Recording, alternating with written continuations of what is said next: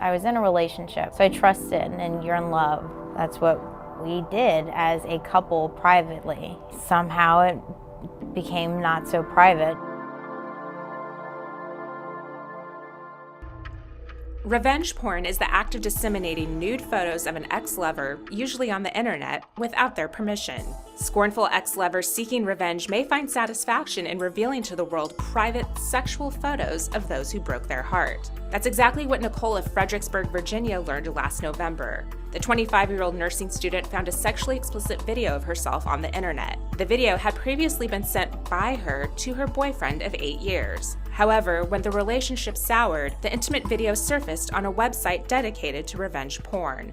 Nicole's intimate video is now being seen by hundreds of internet users, including family, friends, and potential employers. At that point, you're hysterical and upset. So then I called the Fredericksburg police, and nobody could do anything. The police could not intervene because until recently, it was not illegal in Virginia to post photos online which were legally obtained. But this year, Virginia, Idaho, and Utah have joined California and New Jersey in criminalizing revenge porn. 19 other states have proposed legislation to do the same, and Representative Jackie Spire is looking to make it a federal crime. Scorned lovers can now post naughty pictures of you on the internet. Revenge porn has ruined many lives, and those photos oftentimes never go away. What experts say is a growing problem. This particular form of harassment is something that's a new phenomenon. It's growing. Virginia Delegate Marcus Simon has helped make revenge porn a crime in his state. His legislation, House Bill 49, was incorporated into Delegate Bell's House Bill 326, which makes revenge porn a Class 1 misdemeanor in Virginia, punishable by a fine and up to a year in jail.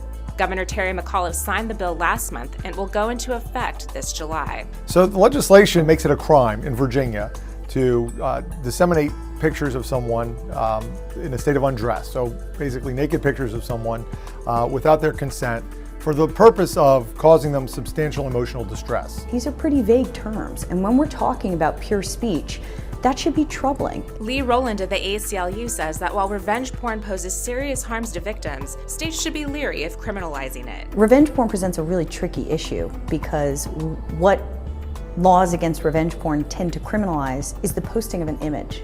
And that is pure speech, posting an image. The Supreme Court's position, rightly, and the ACLU's position, is that all speech is by default protected by our First Amendment. But Simon argues that the law must evolve with the times. Things that happen online are very real, and they have real implications. And we hear stories from time to time about cyberbullying and harassment leading to real-world consequences, including suicide. There are real harms there. There are women in particular, people who experience real harms based on malicious invasions of their privacy. Now, usually privacy is handled by civil law. In almost every state, it is already civilly unlawful to intentionally cause emotional distress in a way that is extremely harmful to someone and is done maliciously. It is already civilly unlawful as a general matter to invade someone's privacy in an intentional and malicious way. Almost every state has a privacy tort of that kind. But one of the problems with that is access to the courthouse is expensive. The transactional costs can be expensive. Frequently we find that the people that are involved in this kind of activity are young and they're just getting out, they've started professionally. They may not have the resources to go retain an attorney, for $3,500, $4,000, $5,000. That's unfortunately a really big issue that applies to so many areas of the law and by no means unique to revenge porn. That global difficulty justifies turning civil laws into criminal laws. Just doesn't pass the giggle test, right? It's expensive to get a divorce. That doesn't mean we make it illegal to be in a bad marriage. Rowland is concerned that the broad law will criminalize what is normal and constitutionally protected internet behavior, the viewing and sharing of nudity. One of the really troubling aspects of the Virginia law is that it includes criminalization of posting photographs when the person isn't authorized to post that photograph. That's an inherently vague term. It begs as many questions as it answers. And so while the criminal law certainly can grapple with intent, there are many criminal laws that include an intent element, and in fact it's necessary in most criminal laws to make sure you're aiming at bad actors. The Virginia law has language that's frankly pretty mushy.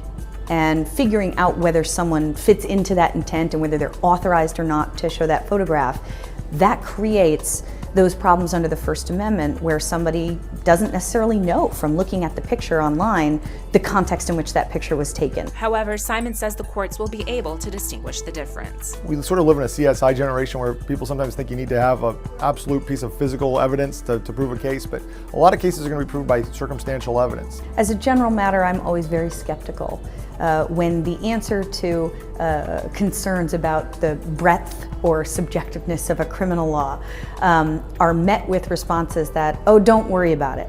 Prosecutors will use their good judgment, or we'll figure out from the circumstances whether or not somebody's a bad guy, right? The criminal law is a blunt instrument, and in order to use it correctly and well, it needs to be clear, it needs to be narrowly targeted to the kind of malicious behavior that legislators are trying to stop. I am truly concerned that the new wave of revenge porn laws will create far more problems than solutions.